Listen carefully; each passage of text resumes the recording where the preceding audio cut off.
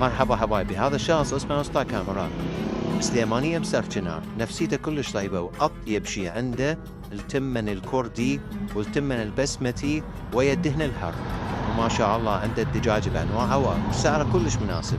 هسه راح أشوفكم الوجبة اللي هي تمن وكل أنواع المرق وياها قطعة صدر أو فخذ دجاج 5000 دينار.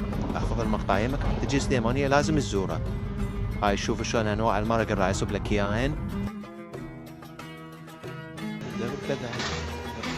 لا تستعمل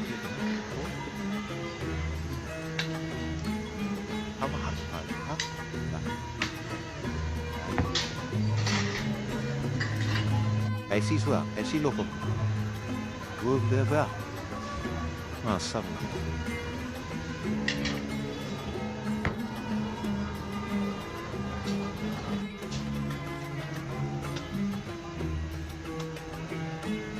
نجي كاشي سوا